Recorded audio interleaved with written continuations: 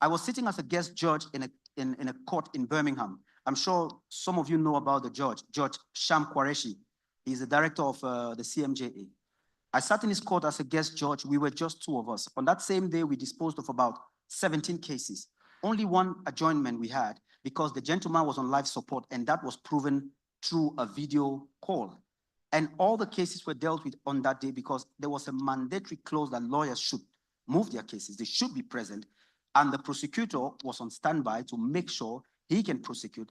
And the judge, we sat there, and I would say we were almost less busy because every other person had to play their role. So we dealt with cases expeditiously. When we went back to the retiring room, when we were trying to look at the pre-trial reports for the other cases coming up, we realized we could do much more, even on that same day. So it is undeniable, Honorable CJ, that others have to play their role. But I'm saying this is a matter, this is an issue of shared ownership and mutual accountability. I'm just pushing every go that we should be able to empower our judiciaries even more. We should be able to gear resources. I'm very pleased by what I heard today in the opening remarks about the enhancement that has been done in Uganda and focusing on the judges and the magistrates, because the burden falls back on the chief justices. So that's just the push that we have while we're calling for judicial reforms, just so that the focus should be on judicial reforms. I'm not sure if I made a dent on that. Yeah, we could have more contributions. Yes, my lord, Tanzania. I would like also to join and thank the Chief Justice of Uganda for very convivial environment for us to discuss a very topical area of judicial reforms. Maybe I would like to address what my brother, Chief Justice of Namibia, was asking what Tanzania did in order to make sure that the government actually gives money for reforms. I think all our judiciaries, our problems are very, very historical in the sense that while whenever a new district or a new region is established, there is always the budget to establish the police, the administrative structure. But invariably, no fund is always set aside for courts or judiciary. And another challenge which we have been facing, we have had so many reforms initiatives, but as long as they are controlled by the executive through the Ministry of Justice or Constitutional Affairs, judiciary is always considered as a periphery, is not at the center of any such reforms. But if you want to reform justice, you cannot reform it indirectly through the Ministry of Justice or through the Attorney General. Reforms must begin from the judiciary and then it goes out. So why did the government of Tanzania have to come in is because the state of the judiciary was so poor, so bad. Members of parliament were asking questions whenever there was any bad building, public building, one would always say it must be a court of some level of the court. So when you reform the economy, you cannot avoid to reform the justice system because no one would invest in a country where the judiciary is not functioning well or where the legal system is shaky. So we came up with this idea of when Tanzania established its 2025 development vision, the judiciary thought that we can only access funds from this vision if we prepare a strategic plan which appears as part of the implementation of Tanzania 2025 vision. So before we prepared that plan, we had a baseline study like in Kenya, where court users were asked, what is the problem with the judiciary? What is the problem of justice? We engaged an NGO from outside to assess us. How do we perform? So they came with a baseline study 2015, and they identified a lot of problems facing the judiciary and the justice sector. We also looked back at various reform recommendations, which have very, very excellent reforms, recommendations for the judiciary, but which were not implemented because of lack of funds. So with a strategic, 5-year strategic plan, we now went to the government to negotiate. And our argument was that if you really want Tanzania to be part of the medium income countries, you cannot avoid to fund the judiciary. So it was accepted, and they went to look for World Bank loan specifically to fund the judiciary. So we had a first round of World Bank funding, and it was completed 2 years ago. And then because we did it so well, we were given another round of 5 years. So by 2025, according to our plan, we will make sure that all those challenges which we identified 10 years ago, some of them would be gone. And reforms, we think that we should move away from the executive-led reforms. We should think of judiciary-led reforms, but always leaving some window to cooperate with the executive. That is the style we used. And also making sure that we have champions, reform champions within the judiciary. Like in Tanzania, we have a judiciary delivery unit. This is the unit which spearheads reforms. It follows up on activities. It prepares concept papers. It looks for funds. It takes care of the constructions going on. So we thought we should have some organ within the judiciary which spearheads the reforms. We also have a very strong ICT department, because reforms, the future of reforms is with the technology. So we have given the ICT department much latitude so as to come up with solutions. We identify problems, and then we ask the department to come with the ICT solutions. And we don't want to look for solutions from outside, because they are not always sustainable. We always want to make home-baked solutions. So that's how we have been going. And we don't normally want to say that we are doing well, because we don't want the funding to dry, because the other sectors are saying you have had your adequate share. Now we should stand still for us also to get our share of the cake. Thank you.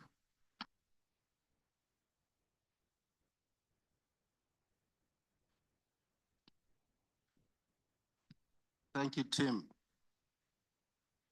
Usually when we talk about reforms, the first thing that comes to mind is reforming the system and the procedures. But little is said about perhaps reforming the people who work the system. That is your judicial officers. And as a Chief Justice who has not done management, people management, I have some challenges, because we don't operate a command and control institution. You know, you just have to take people along, and you believe that being responsible people, they'll see where you are going, but more often than not, they lose you in the process. Do you have any comments? Yeah, thank you. Thank you, Chief Justice. I have a comment on that. I would avoid to mention the name of some judiciaries we've worked with, because we sign NDAs when we work with judiciaries in depth. So basically, there is this judiciary we worked with, and there was the same problem of management and all that. So like I said earlier, judicial problems or challenges within judiciaries sometimes are not judicial specific challenges. They are management related challenges. I give an example from what Honorable Professor Hamis just said. They have given more latitude to the ICT department to do as much as they can, because they realize that the judiciary is an institution that has different departments. One of the big recommendations I have always given is to have a judicial secretary who is an administrator, not a lawyer. I've always recommended that you have a judicial secretary who is an administrator, who understands management, and quite a lot of them understand that they deal with people and they have to be able to bring the solutions that are people-centered.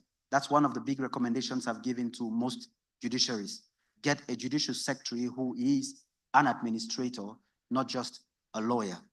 And there are many lawyers today who are administrators. I have an MBA in, after my legal studies, I did an MBA in leadership and management. So I can deal with both. And also, there is also the possibility of hiring consultants within who come and work closely with the judiciaries, who are actually doing some sort of people's assessment and then make recommendations to the judiciaries, which will then be implemented by, which the implementation will be spearheaded by the judicial secretary. So there are all those possibilities just to make sure that we deal with people-related problems as well. Thank you.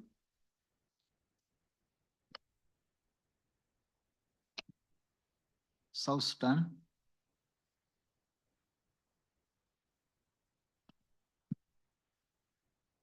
Thank you, my brother. I think this access to justice is a very, very important topic, and it concerns all of us. In South Sudan, we have been handling this issue of access to justice some few years ago. We have not done much, but I will share them with you. Because I believe most of you know that South Sudan, the youngest country in the world, it became independent in 2011. So we still have a lot of issues to address. We need to gain experiences from other countries. What we did in relation to access to justice is I introduced something called mobile courts system. Mobile courts. It was my belief that as Chief Justice that if we wait for judiciary to have buildings in certain places, it will take generations. So why don't we move out? Judges should be sent out, go and sit under trees like the native chiefs and see cases. We move them like that. This became very positive movement. And it was, we also not only send judges to the countryside where there were lots of cases and no judges, no courts. We also open up courts within certain prison premises, especially large prison premises. We have got courts there until today.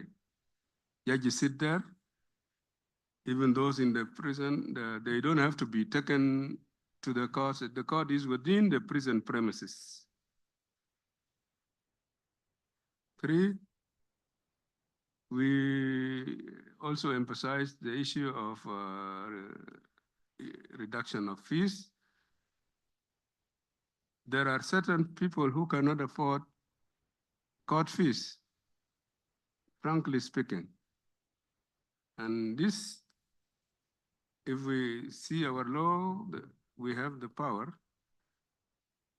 The Chief Justice can reduce that court fees or even abandon it altogether if it is recommended that the plaintiff doesn't have anything at all. That is another positive way which we have introduced. We also, the Chief Justice, according to our law, has got the power to establish local courts, especially in certain distant places. There, you have the customary practices. And so they know their customs even more than the judges themselves. So what we do, we ask the local authorities to identify individuals who could be chiefs in those local courts. Once we get this, the Chief Justice can establish those local courts for a specified period. Can be extended depending on the size of the cases there. This is another way of accessing justice, since everybody cannot come to the cities, to the towns. When we have done this, the reaction was very good on the part of the government. For example, the President of the Republic himself gave the judiciary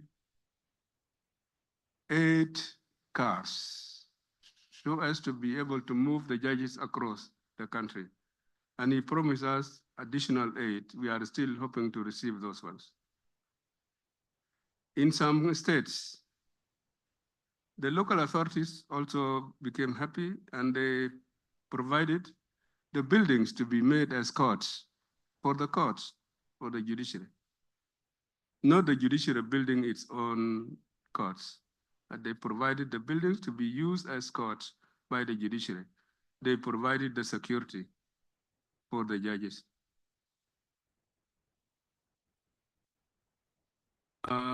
The best other thing that has been done by our government is the independence of judiciary financially. Our budget, according to our law, is decided by what they call Judicial Service Commission. This is headed by the Chief Justice. The members are the Minister of Finance, 1 member from the Parliament, the Minister of Justice, and 2 other senior members from the Supreme Court, like that. Once we have agreed on this budget, the budget of the judiciary, the Chief Justice writes to the President of the Republic in order to endorse the budget. Once the President approves it, it is only mentioned in the Parliament as a figure. It is not for discussion at all. This is to respect the independence of the judiciary. But we are always careful to make sure that, given the situation the country is passing through, we should not exaggerate the judiciary budget. We have to be realistic with what we want and see what the country is facing economically.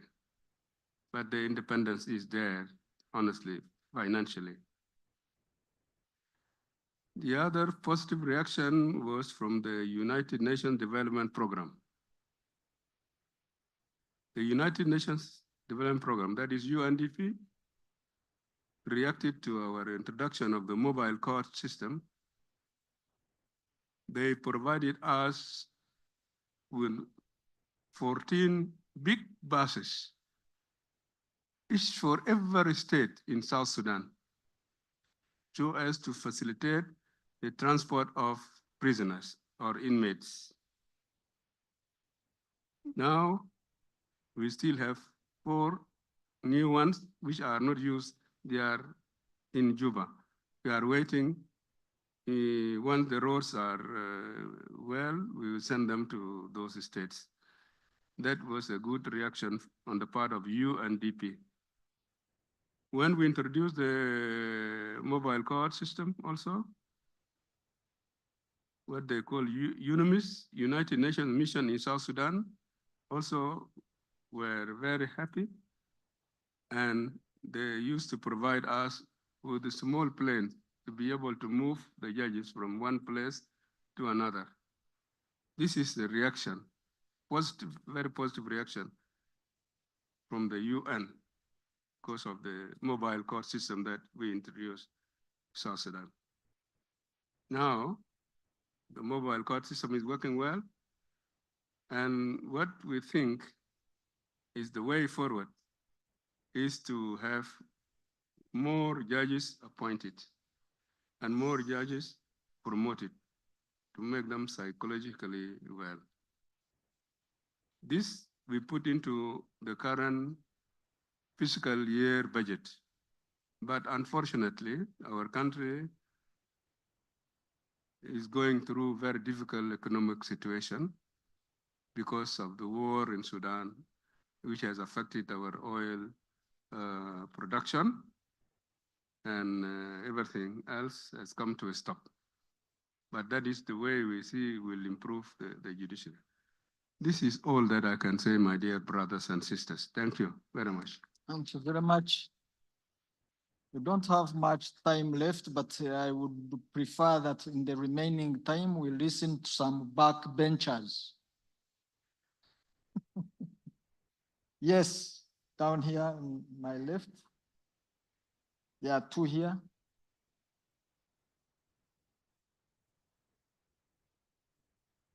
Yes, madam. Thank you, my Lord Chief Justice. I am a first participant at this forum. So listening to the way the presentations have gone this far. Introduce yourself to help us. Lady Justice Kondowe from Malawi. So from the discussion that we've had so far, we noted the point about the need for the reform of the procedures. And it is within that context that I wanted to pose a question.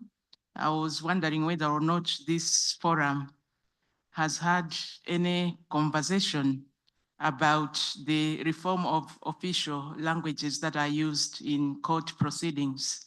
I have in mind the situation with regard to the Republic of South Africa, where their constitution specifically notes that their official languages are 9 and they are listed in there. But I don't think there are many other jurisdictions that have that. So that's perhaps a matter that would fall for consideration also, bearing in mind that the majority of the litigants that we deal with in our courts are poor, are vulnerable, like we've noted, meaning that while they have challenges about probably physically getting to a court, they also have, challenges with communication sometimes, and in some instances, we've had to adjourn court proceedings because the judge doesn't know the language that the litigant is speaking, and an interpreter also doesn't know it, and we have to find somebody who can competently and fully converse with the litigant for us to make sense of what the dispute is about in substance. Thank you, my Lord Chief Justice.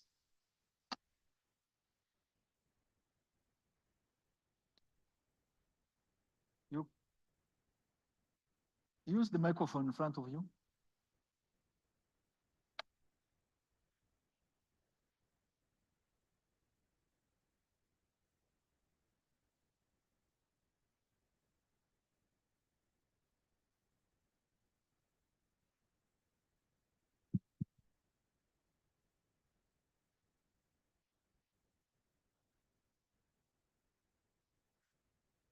We have not heard.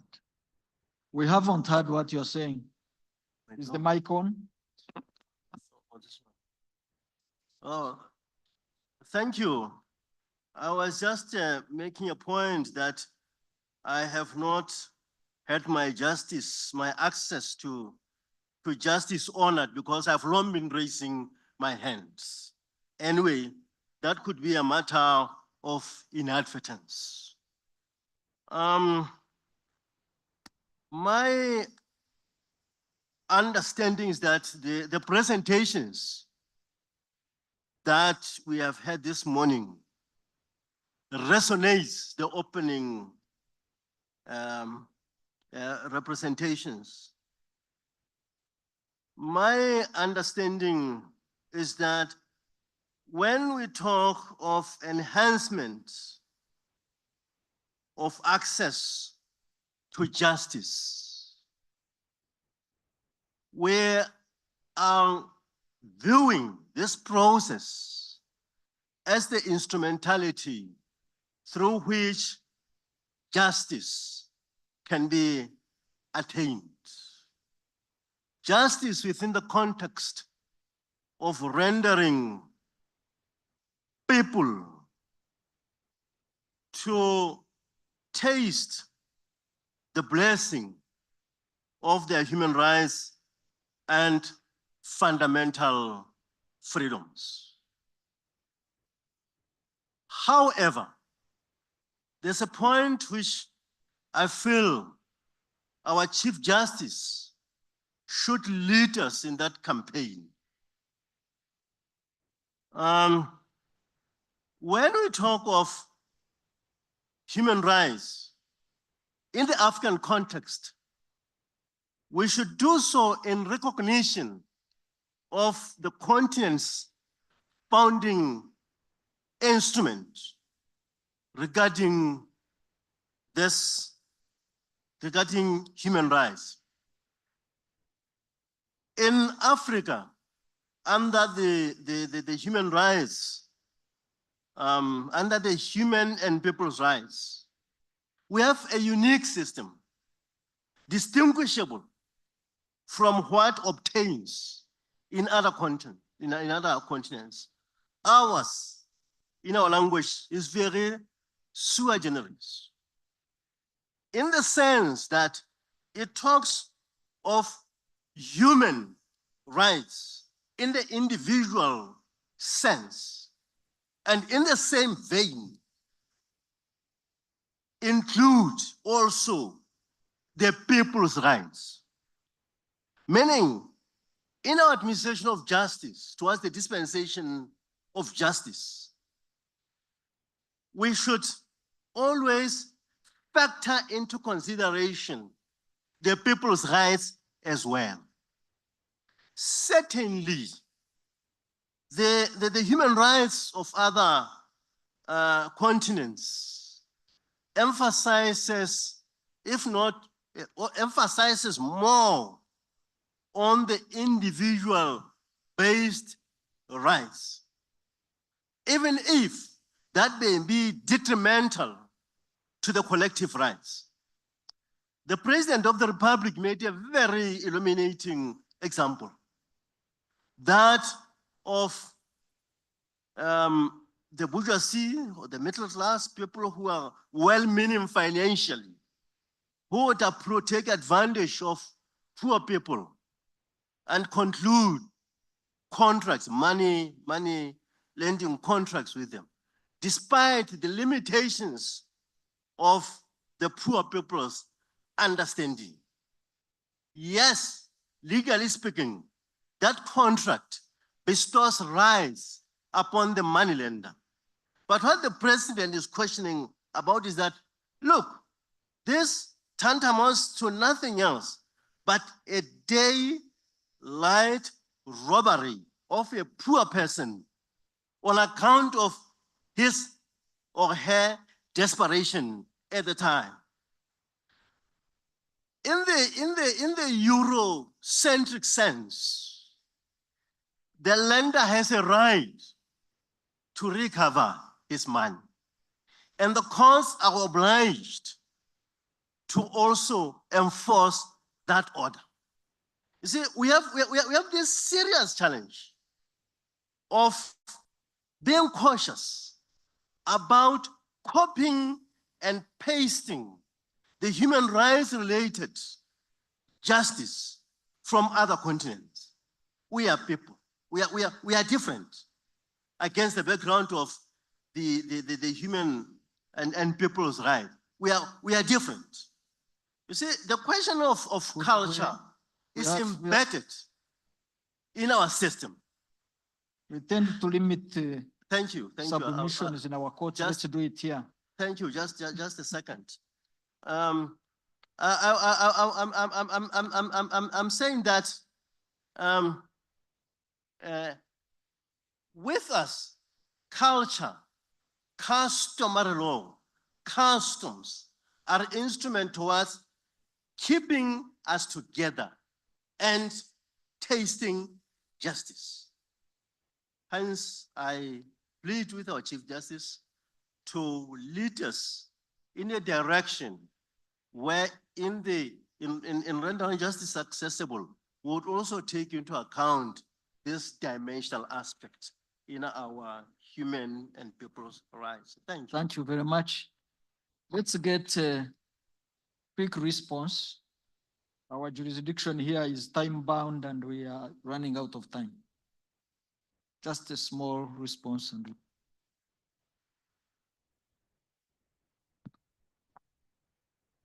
I'm not sure I, I totally understood from the last submission. So maybe in a conversation that's out of here, we can delve into it. The only response I think I have at the moment pending is the response of languages, which I'd like to say is as a general issue. Basically, a lot of people have studied. What we realize as well is that most people who say they've studied in English. So when you come to the element of using local languages, it's always been a challenge even to find some legal terms, how you interpret some legal terms into local language. I think that's a struggle that's ongoing. And I'm not sure I have a solution to that. I wish I had. But thank you for making that submission.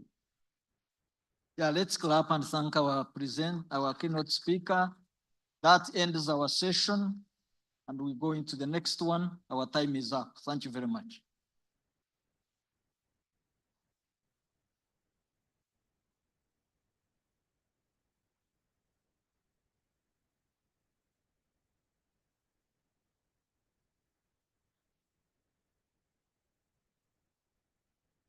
Let us give another applause to the team and the chair of the session.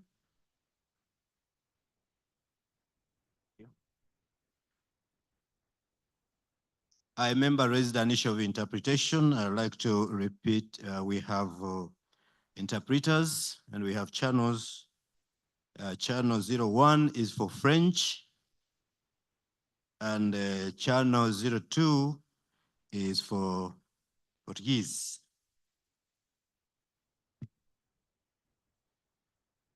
Our next presentation is chaired by Honorable Mr. Justice Ronnie Govenden, the Chief Justice of the Republic of Seychelles. My Lord, you're most welcome to take your seat.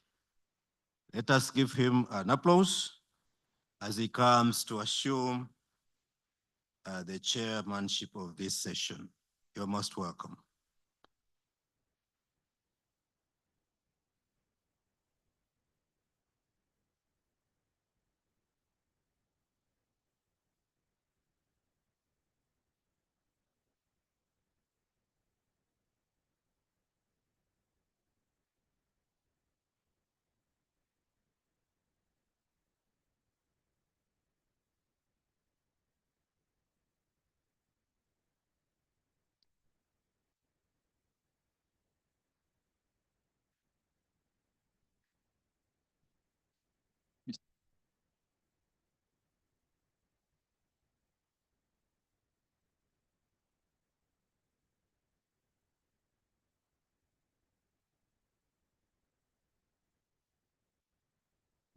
My lords, my lady, ladies and gentlemen, and all protocols observed.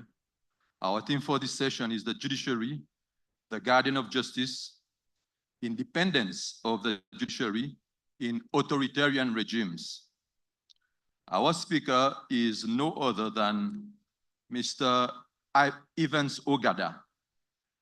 Mr. Evans Ogada is a distinguished litigator and a member of the International Commission of Jurists, Kenyan section with extensive contributions to public interest litigation in Kenya and the Eastern African regions. He is the advocate and researcher behind many impactful legal issues that focuses on governance, human rights, the rule of law, and his strategic work has often involved litigation before the East African Court of Justice, where he continues to influence key decisions in regional law. Mr. Ogada also serves as an editor with the platform Law Magazine, a highly regarded publication that shapes legal thoughts in Kenya and beyond. He is also the chairperson of the East Africa Law Society Rule of Law Committee, providing leadership in advancing the rule of law across the region. There are so many other things I can say about Mr. Ogada that it will take maybe this session. So with this, let me welcome Mr. Ogada on the platform, please.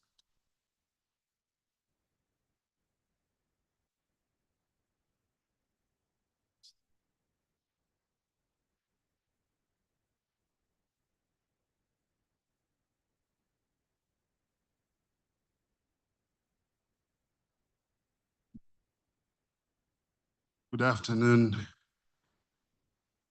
ladies and gentlemen.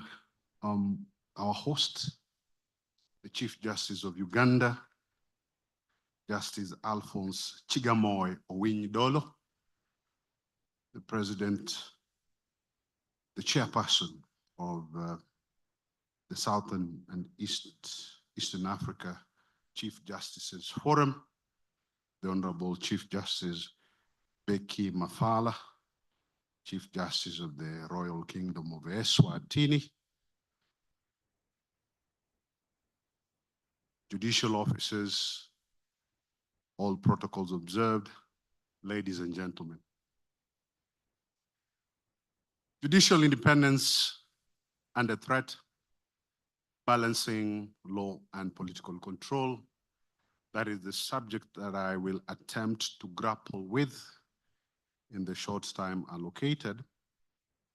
And in commencing this enormous task, I commence with a phrase attributed to this venerable English judge called Lord Mansfield, who is a one-time Chief Justice of England. And in a case, Rex versus Wilkes in 1768, he says, Justitia fiat ruet coelum, meaning that let justice be done, though the heavens fall. That is the theme for my presentation today. And I begin by saying this, that despite the constraints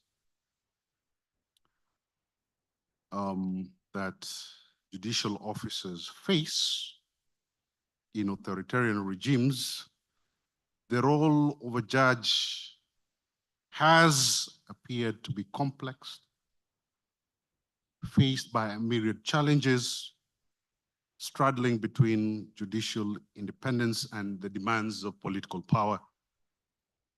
In authoritarian regimes, the judiciary may be co-opted or controlled by the state to legitimize the government's authority or suppress dissent. Judges may face significant pressures such as political interference, coercion, or intimidation, which can lead to compromised judicial decisions facing the ruling elite.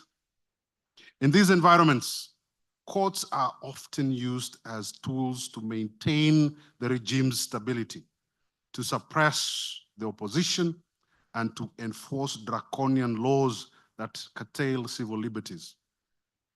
Judges in authoritarian contexts may be forced to prioritize regime security over legal integrity, resulting in compromised due process and unequal application of justice.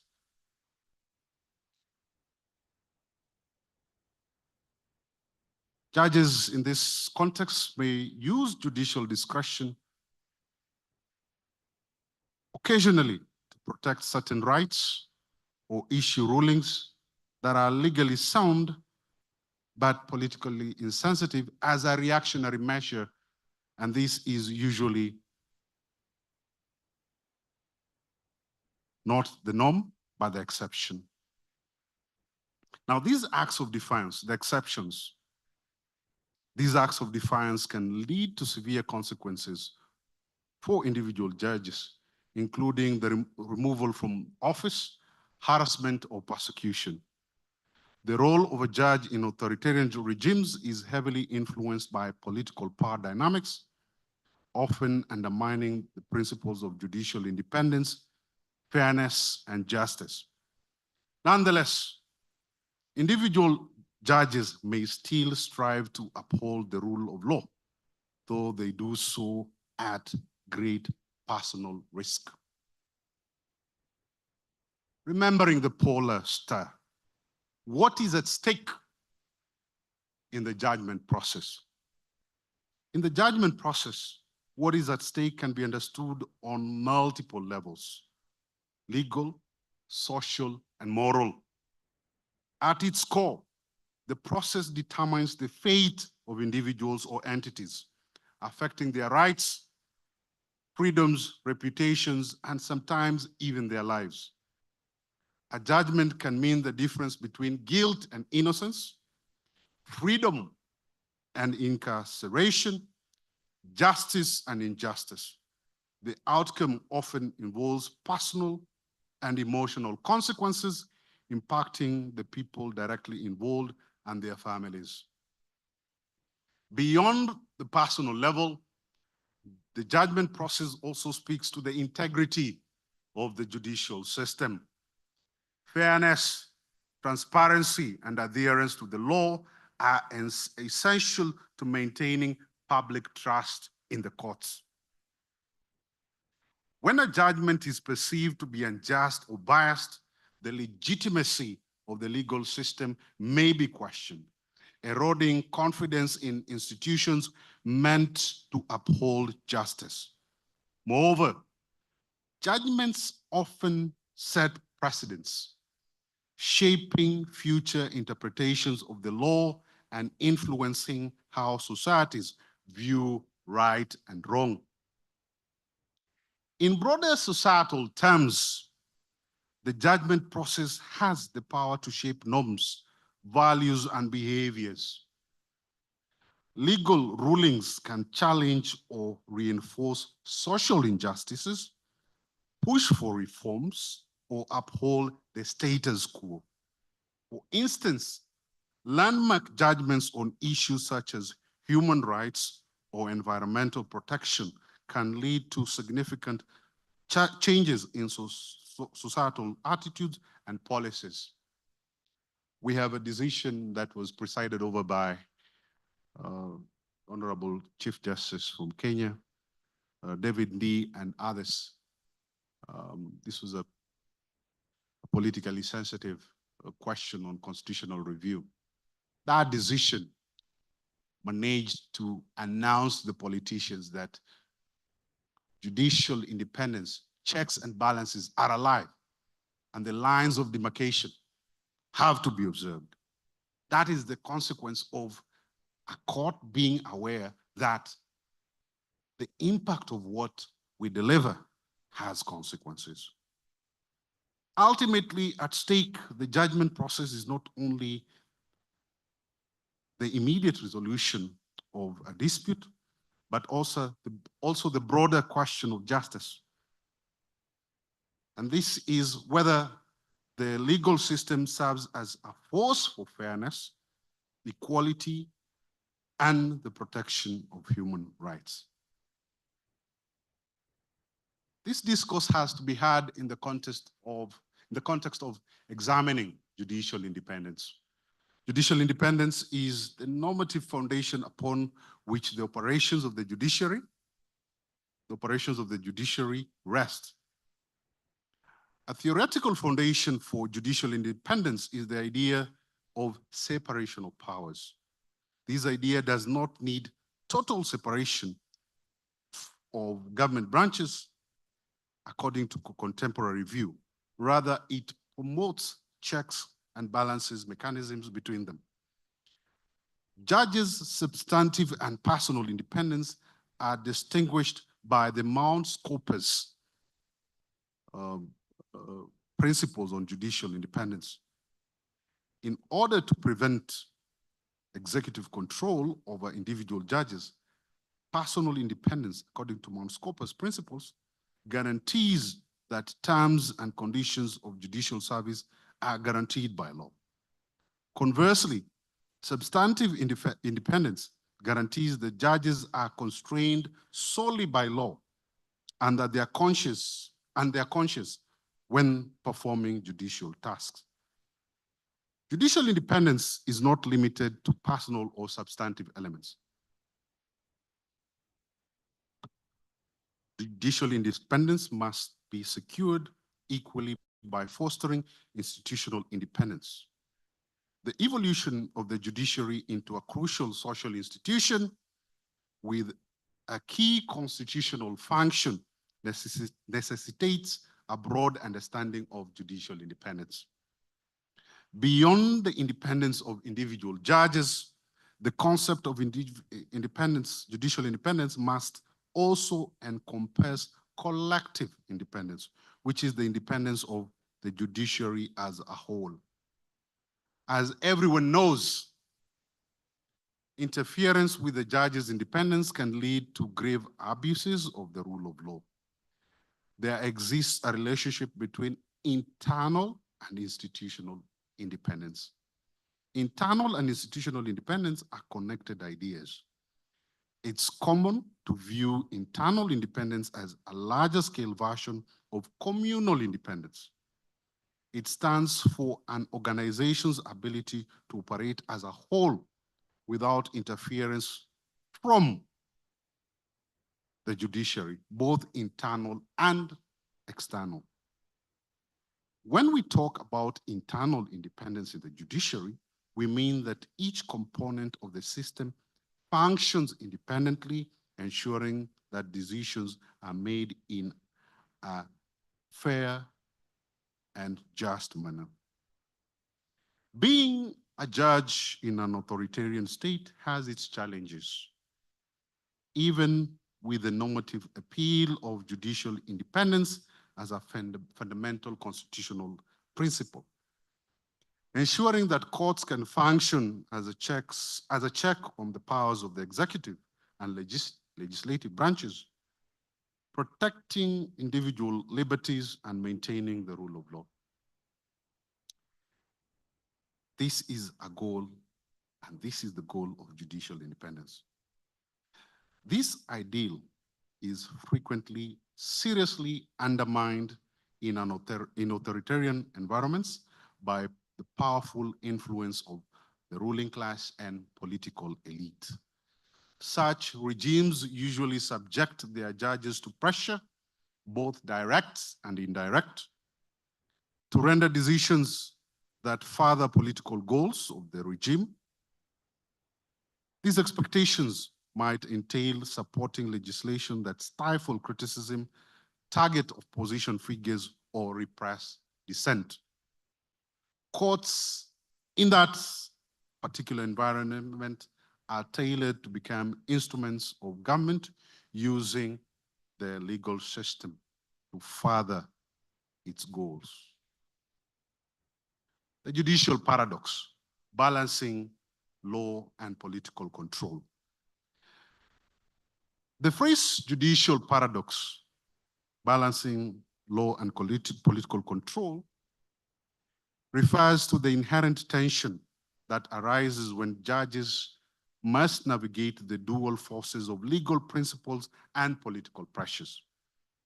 On one side, the law demands that legal principles must be adhered to on the basis of established legal frameworks, and that we have to protect individual rights.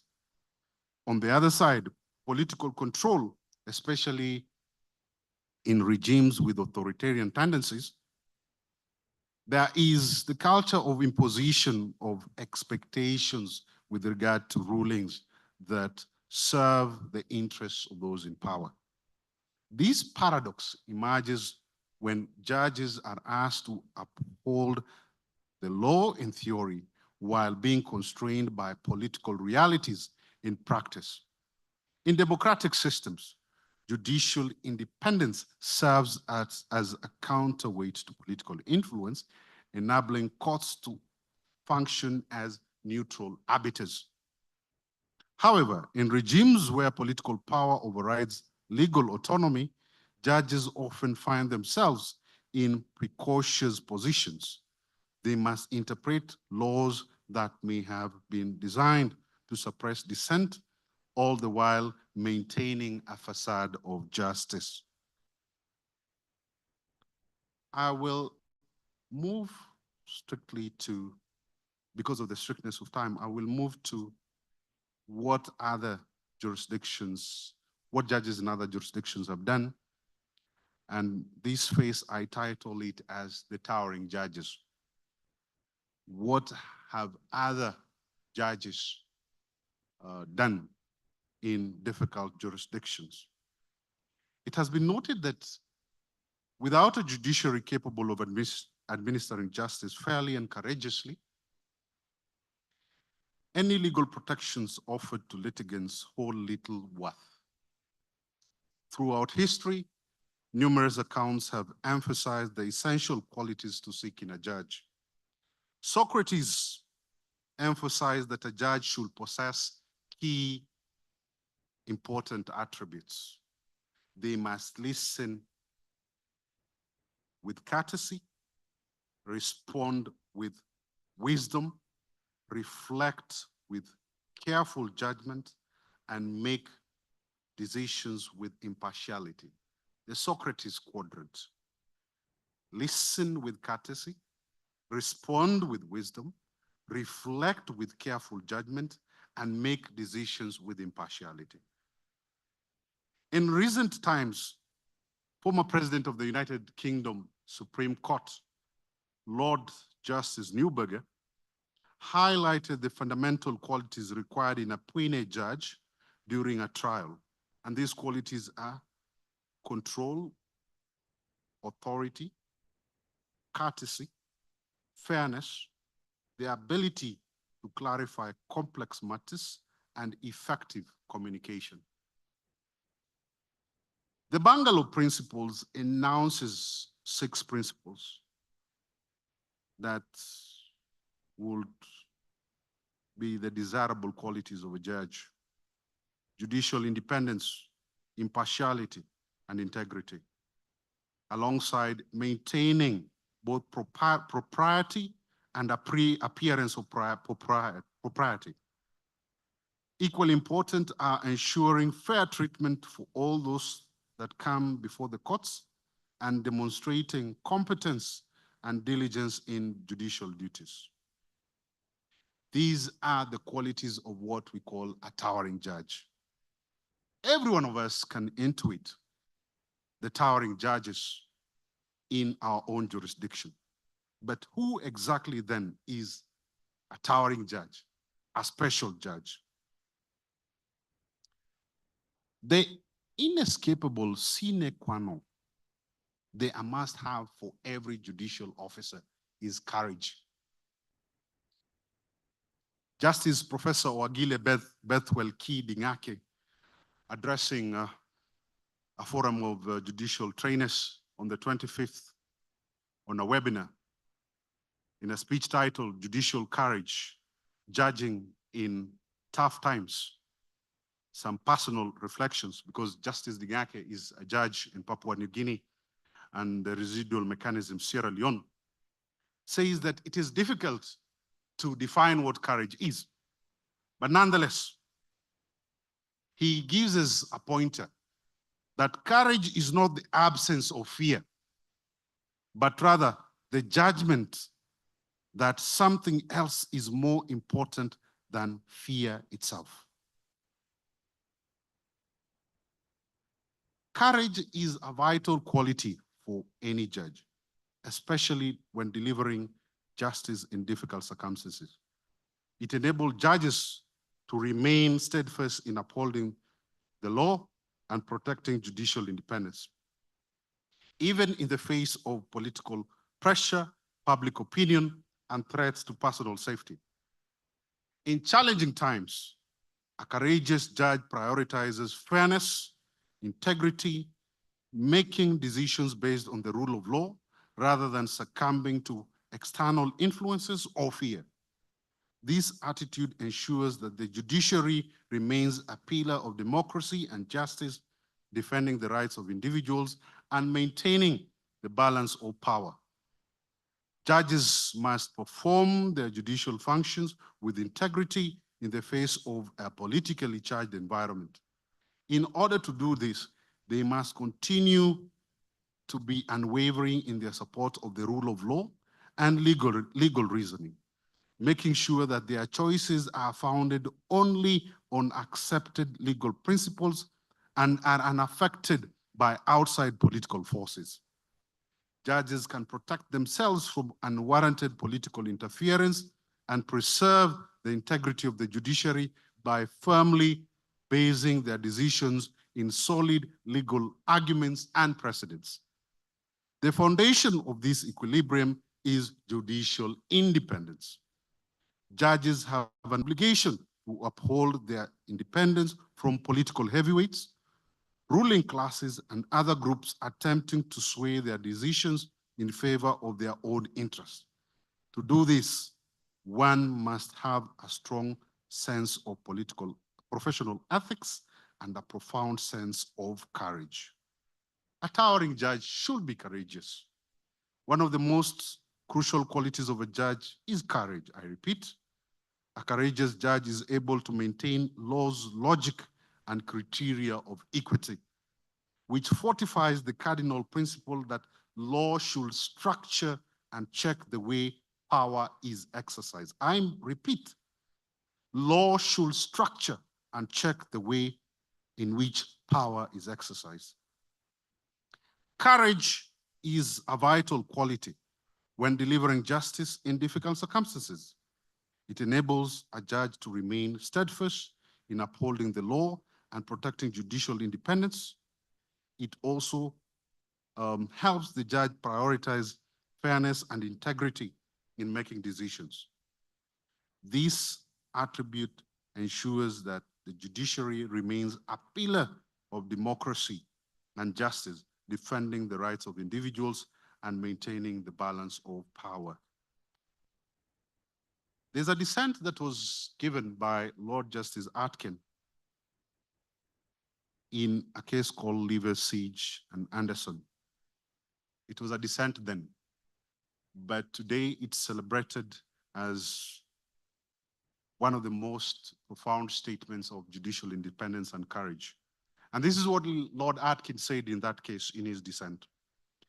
I view with apprehension the attitude of judges who, on a mere question of construction, when face to face with claims involving the liberty of the subject, show themselves more executive-minded than the executive. In this country, amid the clash of arms, the laws are not silent. They may be changed, but they speak the same language in war as in peace. It has always been one of the pillars of freedom, one of the principles of liberty for which, on recent authority, we are fighting, that judges are no respecters of persons and stand between the subject and any attempted encroachments on his liberty, and by the executive, alert to see that any coercive action is justified in law. In this case, I have listened to the arguments which might have been addressed acceptably to the court of the King's Bench in the times of Charles I. Lord Atkin was making this dissent in a politically charged environment, in a war environment, where the authority of one of the cabinet ministers was being examined. And he was bold enough to stand apart from his majority colleagues. A judge that is towering also bears certain attributes. And these attributes are political, institutional, and jurisprudential. A politically towering judge is one who advances specific ideological, moral, and political agenda aimed at bringing about change. Examples of these ideologically inclined, politically towering judges include President Aaron Barak, former Chief Justice of Israel, Chief Justices Bagwati, India, Chief Justice Warren, United States, from Kenya, Chief Justice Mutunga, who advocated for liberal reforms and the protection of rights. In contrast, other judges who have pursued agenda influenced by specific situations include Judge Eugenio Valenzuela in Chile, who helped remove the authoritarian regime under Augusto Pinochet. We also have the celebrated Hungarian Chief Justice, Lazio Solium, in Hungary, who focused on integrating his country to the liberal values of the European Union, contrary to political pressure at home. Institutionally towering judges have a significant and enduring impact through the legal institutions they establish and improve and safeguard. Judges such as Anthony Kennedy in the United States and Arthur Chaskalson in South Africa, as well as President Solyom in Hungary, played key roles in drafting their country's constitutions that they later interpreted in their respective apex courts. It has been suggested that Chief Justice Charles Kalson's participation in the drafting process of the South African Constitution bolstered the political standing for that court, whereas President Solyom actively advocated for the robust role of the Kelsenian court he headed in Hungary. President Aaron Barak, Chief Justice Aaron Barak in Israel, stands out in this context also, as he launched a constitutional revolution in Israel founded on two basic laws, and he solidified this change through his decisions. Indeed, President Barak has a book out there on proportionality, one of the best texts out there on constitutional interpretation. We have Justice Manuel Jose Capeda Espinosa, a judge in Colombia, developing what we call the tutela system. This is an interlocutory device that was aimed at helping out with interlocutory decisions in a right context. Justice Bhagwati in India, famously known for his efforts in advancing public interest litigation. Towering judges like Chipede in Colombia leveraged their influence to safeguard judicial independence in circumstances of intense political pressure. The final category, those who make progress in terms of jurisprudence and intellectual impact, achieve this through the strength of their legal reasoning, the quality of their opinions, the sheer volume of their contribution, as well as rallying their colleagues to significantly influence the law in a specific direction. And in this category, we have some intellectual leaders, such as my all-time favorite African jurist, Digang Moseneke from South Africa, Justice William Brennan. And in the context of Justice William Brennan, he was the intellectual leader under Chief Justice Warren. Chief Justice Warren was a social leader, fostering cohesion within the court, but the intellectual beast was led by Justice Warren. We have Chief Justice Chan Sek Kyon, Senior Counsel,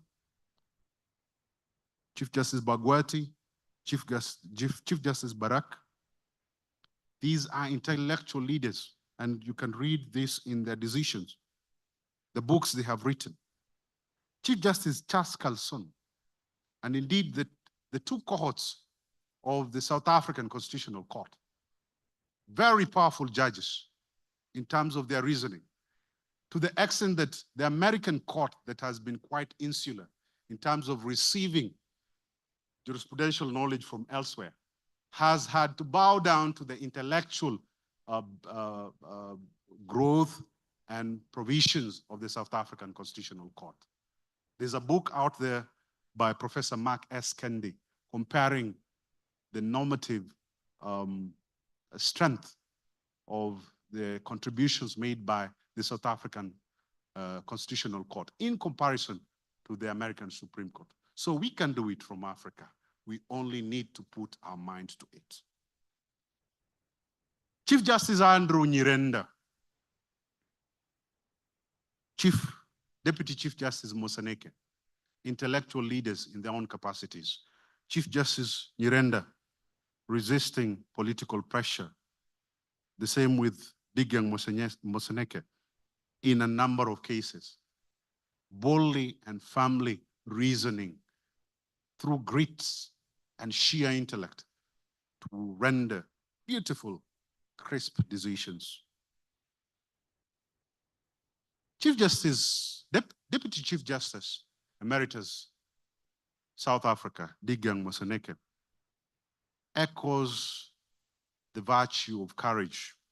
And he has a paper out there paying tribute to Ruth First. And it's titled The Courage of Principle. And he says, people who are determined to change the world have to have courage rooted in moral convictions, what he calls the courage of principle. And he identifies 3 and related behavioral patterns that are implied by what he called the courage of principle. First, you have to have a vision. Secondly, you have to pursue and realize this vision by engaging in specific actions. Thirdly, you have to be willing to bear the costs associated with pursuing the goals. So again, the courage of principle, according to Digang Moseneke, number 1, you have to have a vision, a moral vision. Secondly, you have to pursue and realize this vision. 3, you have to be willing to pay the price. This was a very neat synthesis of what courage entails. I will encourage us to look at that paper, The Courage of Principles, a tribute to Ruth First. It's available online for free, a beautifully scripted paper by one of the best judges to ever have come out of the continent of Africa, Digang Moseneke. Each judge, therefore, ought to boldly stand by constitutional principles as collective visions, no matter the cost, considering that, in my opinion, they must be the most current and persuasive expression of our collective visions, our collective convictions resulting from our diverse parts of state construction. No matter how we emerge as states in their Westphalian sense, judges have the role to ensure that our collective convictions, our collective visions as born in our respective constitutions are realized. Judges must make decisions that are aware,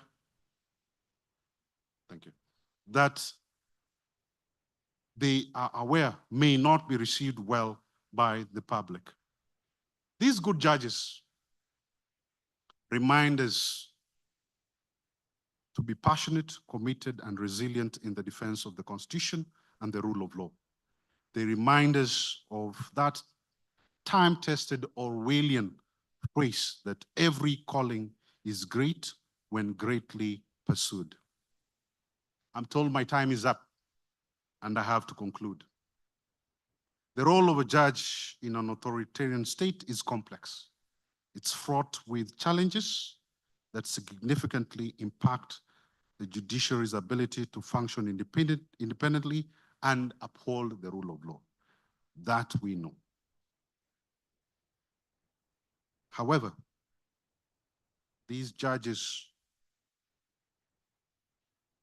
must remember that history shows us that the courage of individual judges can inspire collective movements for reform and contribute to eventual establishment of a more robust and independent judiciary, therefore fostering an environment that supports judicial independence, protecting judges from political interference, and promotes a culture of accountability, which is essential for strengthening the rule of law in authoritarian states. Thank you very much.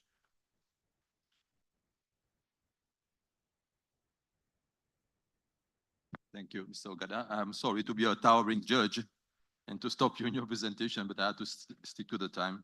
I believe after hearing the learned speaker. We should be focusing our attention to problem solving, to how do we go about proactively in ensuring that our judiciary is independent from interference, not focusing on this nebulous term of authoritarian regime. So all judiciaries, irrespective of the political and constitutional background, faces challenges with regards to its independence by virtue of the different competitive interests which exist within the states. So with this said, I will open the plenary session for question times and suggestion.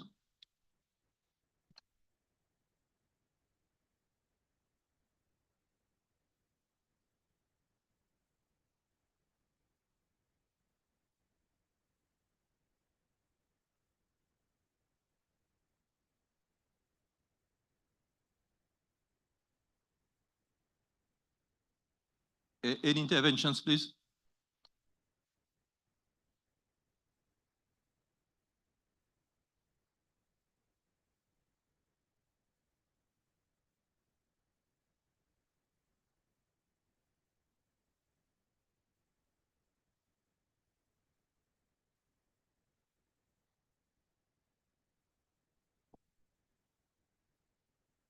Can we have some towering judge, please? Some courageous judge. I know it's a sensitive topic. It's a very sensitive topic, but there are so many issues that we can discuss on this very elucidated presentation made by Mr. Ogada. Yes, my lordship. Thank you, Chair. And let me thank the presenter for his very thought-provoking, comprehensive, and very scholarly presentation. I mean, it's really difficult to know what to say. I mean, he said it all, and all of it is true. But maybe I could mention that sometimes pressure is not applied to judges directly. It could be very, very subtle, so that we need to be really have a very substantial intellectual firepower to realize that you are being influenced.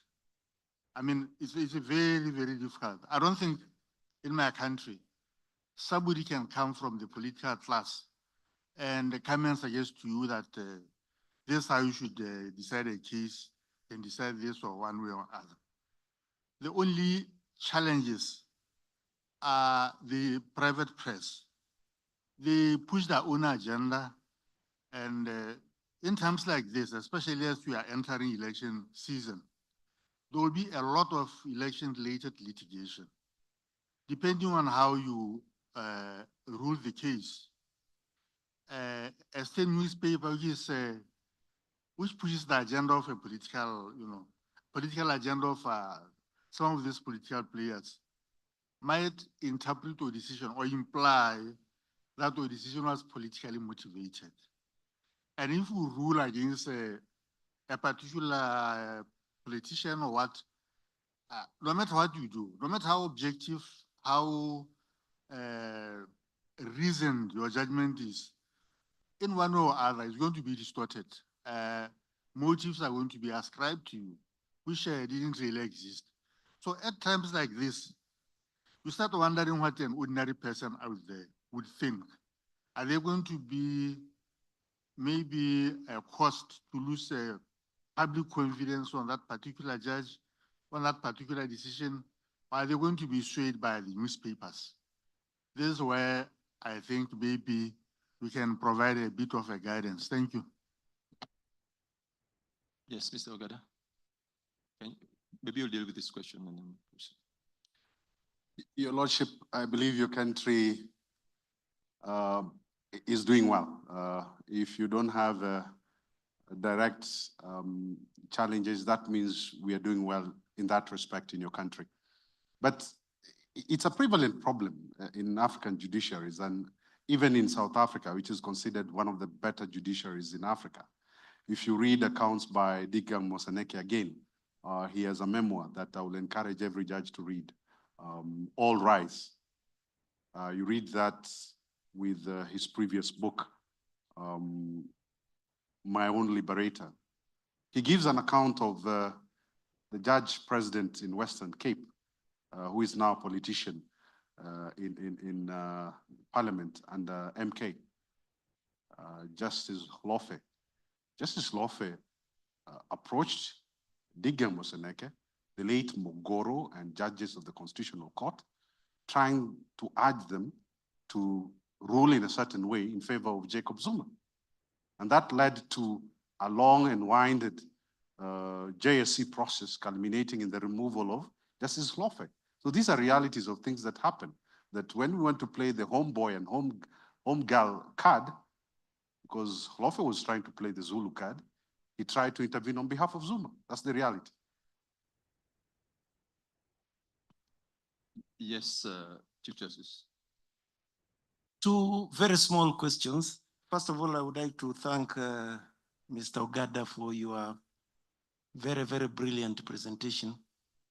And I think you need some PhD because you have done some very, very comprehensive studies of judgments. Now, in your extensive studies, how have you found judges navigating through political question doctrine? That is first. And secondly, you find judges, especially in the Supreme Court of the US, they are ideologically oriented.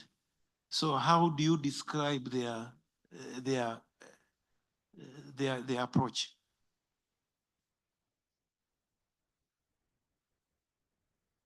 The political question doctrine, I want to say this before my Chief Justice, and if I'm lying, she will say I'm lying. I believe we have settled this in my own country, whereby we say that the Constitution permeates every sphere of our social and political lives, so that you will not hide behind the argument of political question doctrine to avoid scrutiny.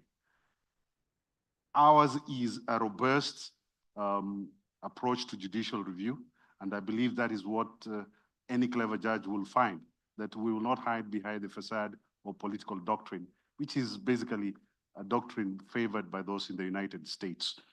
I move on to the next question of the United States. At the risk of angering so many people, I will say this. I'm not usually a fan of the United States Supreme Court. Those judges like the late Antonin Scalia and now Gorsuch and the rest, you'll find them indoctrinated under this outfit called the Federalist Society, which calls itself conservative and wanting to remain true to originalist doctrines. CJ, if you look at the synthesis and arguments of maintaining an originalist doctrine by Scalia and those who have come from him, they don't make sense. Because I will go to what Lord Justice Sankey said in Edward versus Canada, 1930. The society is constantly in flux, so that you cannot tie Uganda in 2024 to reasonings and social political context that prevailed in 1960. You have to read the law in terms of the status, the revolving status and societal change that we experience in manifest societies. So the Americans, for me, don't make sense for me in that manner. Thank you. Yes, so we have my lord in the front, at the front bench, and then this gentleman there. Thank you. Thank you. Mr. Ogada, I want to agree with you when saying that in authoritarian regimes, judges may be captured by politicians to legitimate their decision. But the lack of independence of judiciary is not exclusive for authoritarian regimes, where political vision and action may influence judicial decision. Do you agree with me if I say that we can find lack of judicial independence even in democratic regimes when judicial budget is not enough to cover its expense? When the budget disbursement mechanisms are bureaucratic and dependent on the government decision. The salary and the judge conditions are determined by willing of government of the day. Myself, I think that real judicial independence presupposes the independence in judicial process, work together, and in same step with financial independence. Thank you.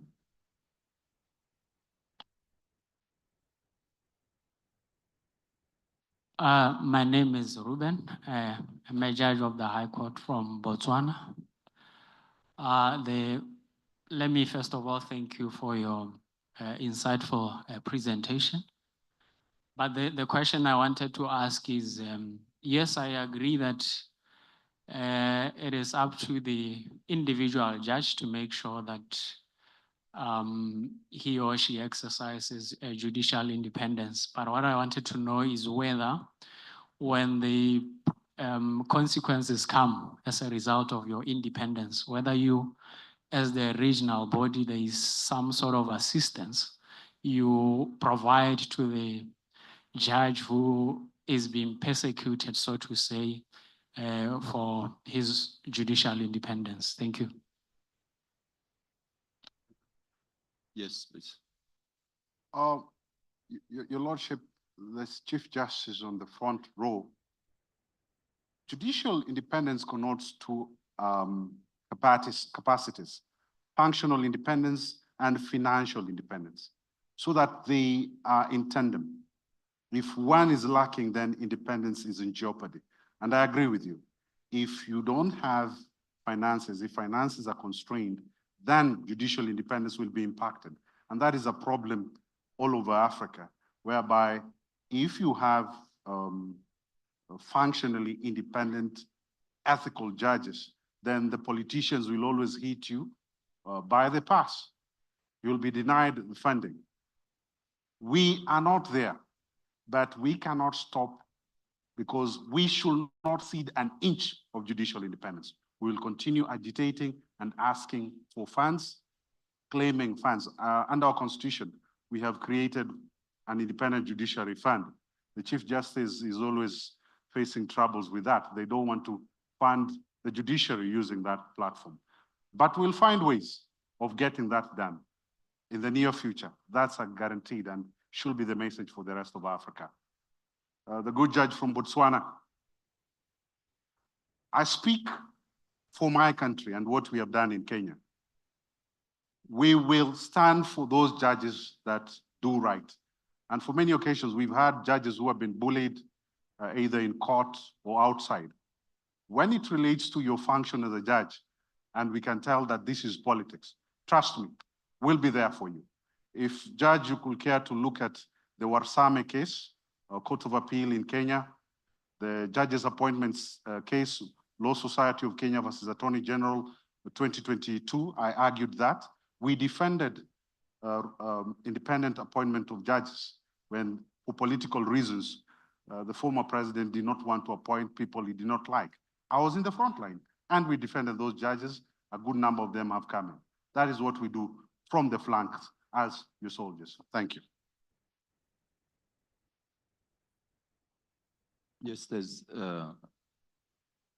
gentleman in the second row on the left-hand side.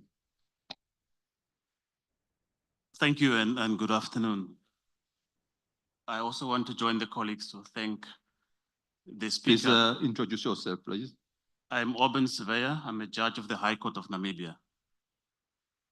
My concern tallies with what was raised by the Chief Justice earlier on the role of the media. I think it's a subject that we cannot afford to downplay. Number one, if we want to instill public confidence in the minds of the masses, we need the media on our side, at least to spread the word of the rule of law and democracy. Now, I want to refer to a particular matter where a certain media outlet, in my view, had an agenda, and I'll leave it to the judges to judge. Not long ago, about a week and a half ago, I had a matter which involved a lot of public interest. It was an agent application, a reserved judgment for a week. During the week that the matter was pending judgment, a particular media outlet ran an article day in, day out, advocating a particular position of one party. And you could tell, I didn't need anyone to tell me that the media is writing to me. And of course, to the masses to inform them what the right judgment should be. I'm mindful also that at the same time, when you touch the independence of the media, I don't know who you are touching. But I want to find out how other jurisdictions are dealing with this. I'm not calling for regulating the media, but I don't know what protection there can be. Because by the time the judgment comes out, and I can tell you now, the judgment went against what the media outlet was advocating. But what has happened to the minds of the people? I have a good feeling that they were indoctrinated to think that the right judgment should be A. I came out with B. In some ways, to me, that is judicial interference. That's it from me. Thank you.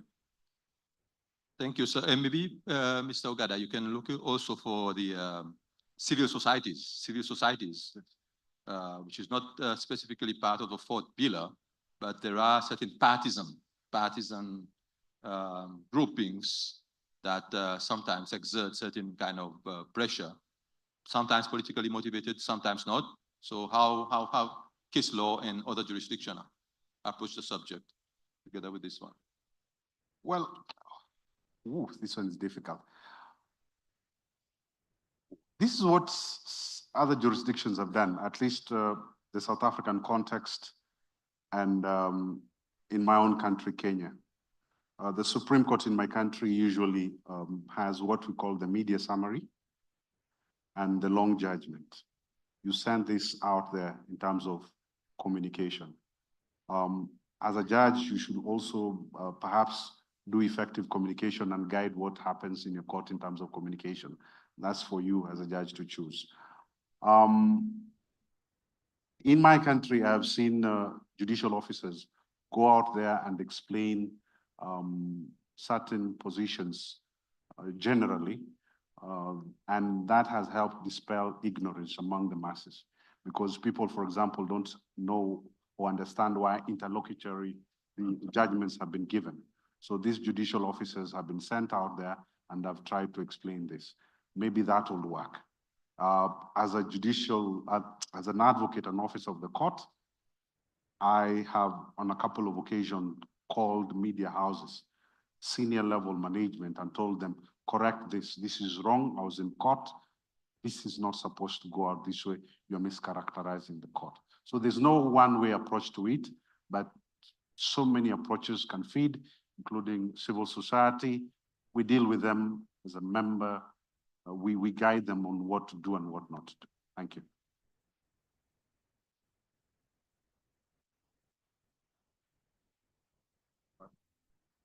I believe this is the last announcement.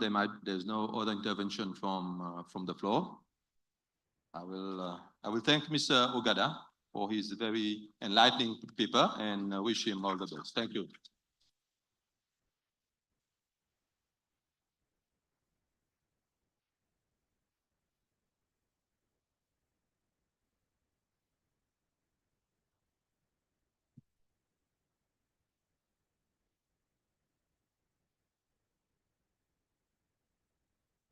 May I request that we give another applause to the chair of the session, and also the presenter this afternoon.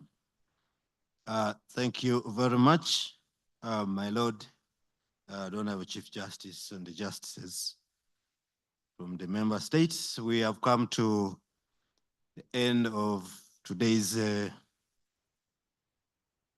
sessions, and I have a few reminders to make.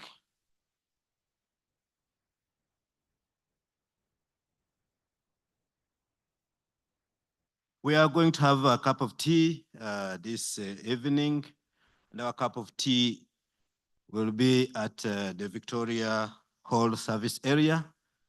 That's where we had our morning tea. So should you please don't leave that cup of tea. It's paid for, and you are requested to take it. Tomorrow, we are having our sessions in the Victoria Hall. We are not coming back here to the tent. So members and protocol, please, you will direct our guests to the Victoria Hall, where we shall have the three of our proceedings. Tomorrow, after the proceedings, we shall have a gala dinner, and I've been asked to remind us that our dress code is traditional or cultural. We'd like you to showcase what you have brought to us. Uganda, we have a variety, and we are going to show you a little bit of it. We have shops around the hotel with very nice outfits. You can look around so that you can get one, should you have not carried any. Allow me make the following thanks go to the Honorable the Chief Justice of the Republic of Uganda. My Lord, thank you very much for giving Uganda this opportunity to host this wonderful conference. And also allow me to thank the chairperson of the Southern and East African Chief Justice Forum, Honorable Mr. Justice Bethin Falala, the Honorable Chief Justice of Eswatini, for being here with us, and the entire delegations of the member states. Allow me, I want also to thank my lords and your worships present for gracing this day. In the same vein, allow me to also thank ICJ Kenya. We want to thank you very much for the support that you have rendered in this regard. We are so grateful, and we shall always say, please continue, continue, continue. In Uganda, we say paka last. Allow me also thank all of you distinguished guests and participants for being here since morning. You have been such a wonderful team, and we are so grateful. And with those, I would like to wish you a very good evening. A cup of tea is waiting, and may God bless you all. And any who have not received your bags, I've been asked that the Secretariat is still available to address some of those needs. Thank you very much, and may God bless you.